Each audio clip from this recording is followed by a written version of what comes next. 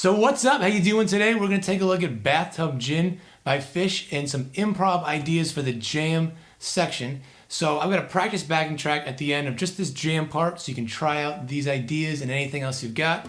But let's break down what's going on. The first thing we want to know is the melody, and that's this part right here.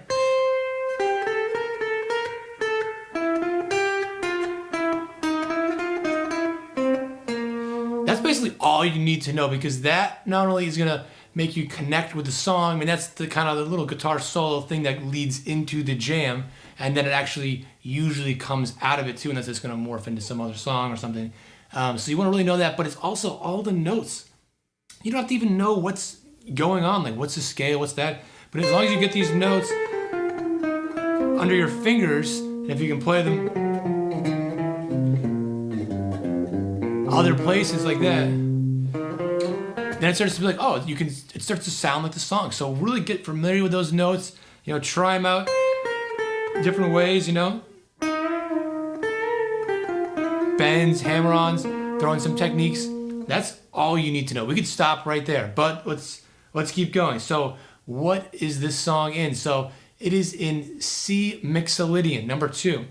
That is because we're playing C, but not C. We're not going to play C major. It's a C major chord, but then it goes to a G minor 7. And when you put that together, it gives you this C7 sound, kind of a C7 sus sound. And as the jam goes on, it kind of morphs more just towards that C7 sound. And Mixolydian is the scale that kind of goes with it, that fits in. So you have a sound like you're playing inside. Instead of C major, you have a C flat 7 there, so C Mixolydian. That's the note, that's the scale that makes it sound inside. So you want to get familiar with that. You don't have to learn it all over the place, just learn one little spot, like one position is fine. And then if you want to play with the chord even more, play even more inside, just play the notes of the C major scale. So I've got that charted out too. And I'll put this all along with the track at the end if you want to try playing along. So if you were like up here, you've got, so if you're going along, if you rest it here, it's one of the chord tones, it's going to sound like it fits in nicely. Another one, And now, the third thing, if you want to play outside a little bit, the C blues scale is a good choice, because that gives you a minor third, gives you a little more aggression, which we already know that's in there. That's right there, And then also, the flat 5, that blue note. So that's a way of playing outside, they'd say, in an easy way. So that's the second tip there. The third one is playing fingerstyle to picking. So it's something I do a lot. Trey doesn't really do this much, but we don't have to just do everything Trey does. Just play with your fingers. Or change up your tone any old way. Just use different effects, put on some more distortion, change your pickup. But let's give a quick listen to me playing with the track, playing with my fingers, switching to the pick, see how it can change. And can I kind of like pick it up to the next kind of notch, So let's check it out.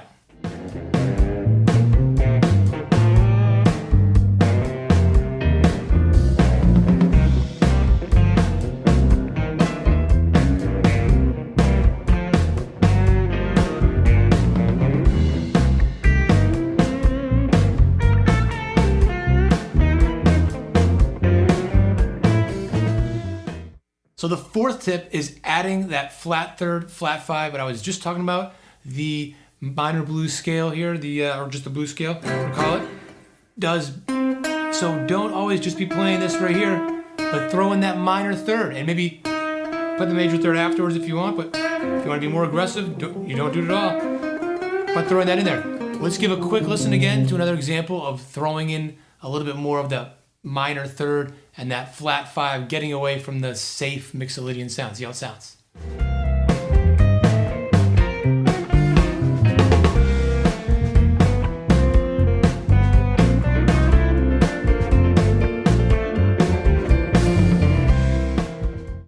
So the fifth one here is adding a sus sound.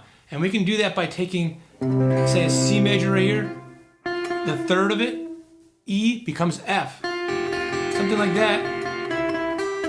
So let's give, again, a quick listen to me using some sus sounds, and it kind of helps pull it out in a different direction, make it a little more spacey. It's kind of hanging there, suspended. So let's check it out.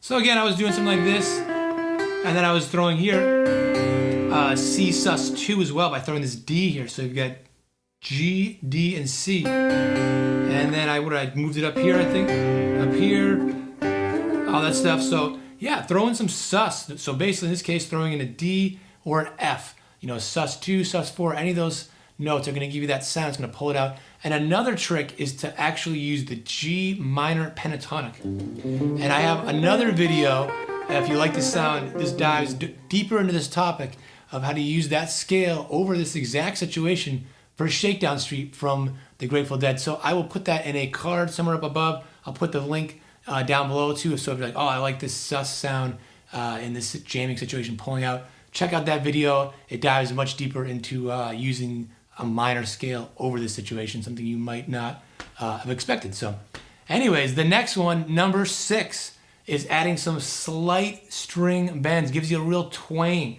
So not just playing the notes normally, not just, you know, bending big time, but just a little bit. So again, let's give a quick listen to me adding a little bit of twang by just some slight bends, especially on that minor third. But let's check it out.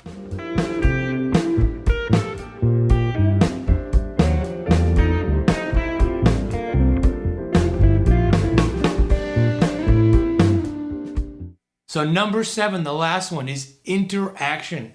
The hardest one here to really put your finger on. And you can say, oh, that's just obvious, but make sure you're interacting with everybody. When you're jamming, it is definitely not about just you or me. It is about the collective nature, you know, and the really best way to do that is to play with other people. These tracks, if you get the time to play with this practice backing track, that's great. But don't stop there. It's about playing with other people and listening to them. So let's listen to a section of where I was playing, and all of a sudden I heard the piano player do something really cool, and I kind of laid back and really did some interaction with him. So let's check that out, and we'll finish this up.